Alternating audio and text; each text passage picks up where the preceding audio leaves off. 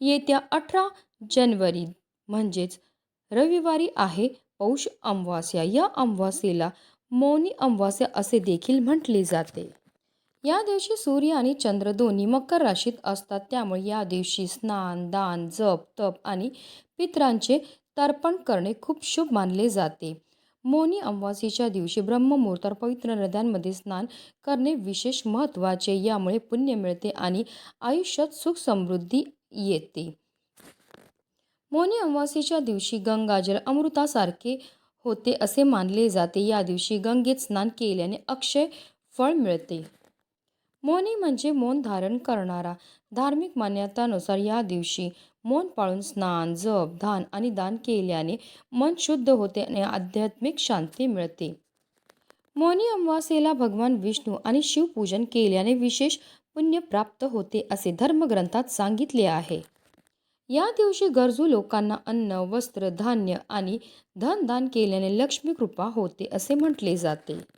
मौनी अमावास्येच्या दिवशी पूर्वजांचे पिंडदान, श्राद्ध आणि तर्पण करावे. असे केल्याने पितृदोषापासून सुटका होते. अमावास्येच्या दिवशी पिंडदान, श्राद्ध आणि तर्पण करून पितृ प्रसन्न होतात आणि आशीर्वाद देतात.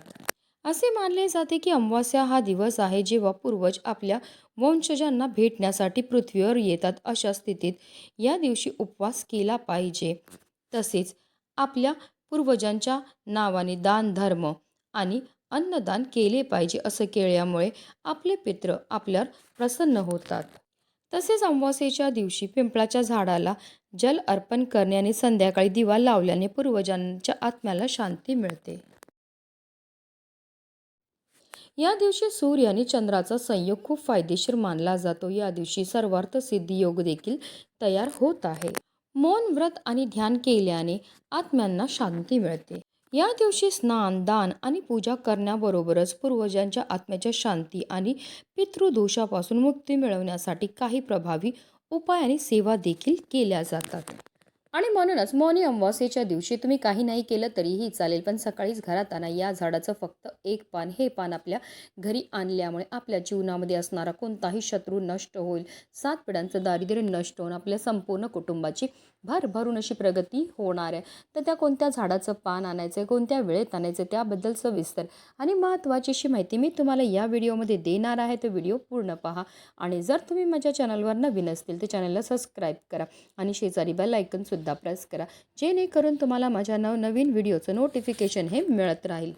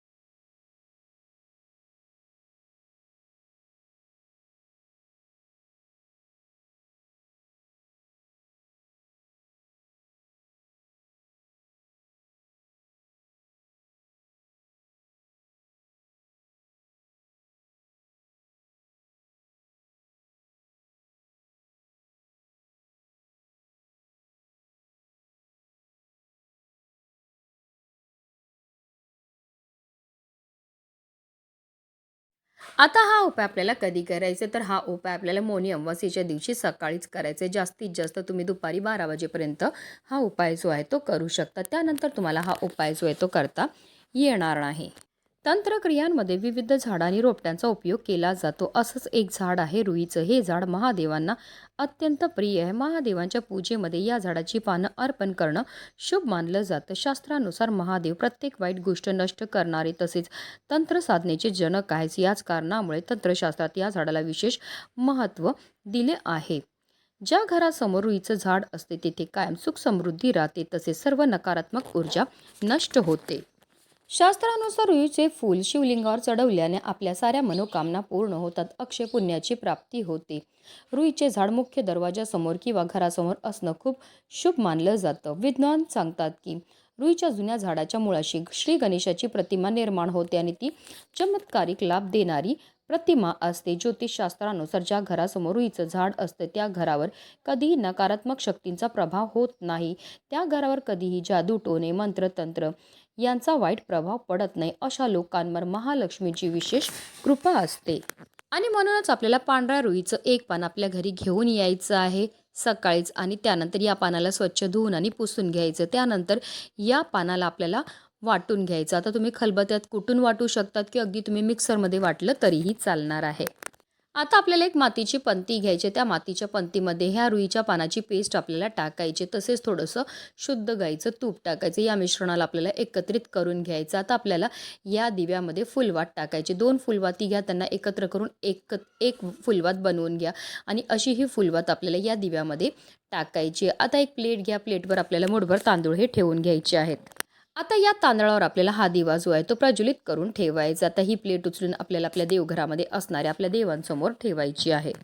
आता या दिव्याला आपल्याला हळद कुंकू अक्षदा एक फुल अर्पण करून घ्यायचं आहे. आता आपल्याला देवघरामध्ये आसन घेऊन बसायचं आहे आणि तिथेच आपल्याला बसून काही सेवा ह्या करायच्या आहेत. आपल्याला 3 वेळा कालभैरव अष्टकमचं पठण करायचं. अमावास्येच्या दिवशी कालभैरव अष्टकम पठण करण्याला विशेष महत्त्व हे दिलं जातं. ह्या अष्टकमचं पठण केल्यामुळे आपल्या घरामध्ये असणारी जेवढी पण नकारात्मकता इडापिडा दोष दूर होतात आणि आपल्या घरावर अखंड महादेवांची कृपाही होत असते.